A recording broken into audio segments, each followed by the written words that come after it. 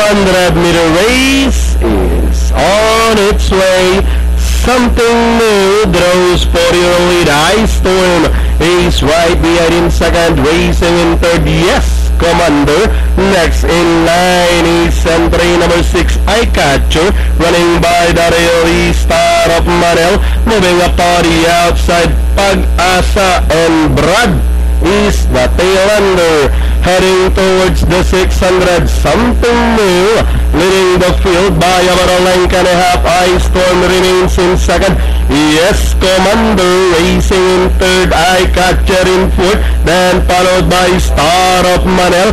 Pag-asa running second last, and Brad as they race for home with something new still leading the field. Yes, Commander moving up by the rail, and out the stretch they come. Something new leading the field. Yes, Commander moving up by the rail to grab the lead. Now we have Yes, Commander leading the field, running on the outside. Something new, Eyecatcher, Pag-asa. With 50 meters, it's Yes, Commander. Close between Eyecatcher, Pag-asa, then comes number 5, Something New, Brad, for your 10th Fecta.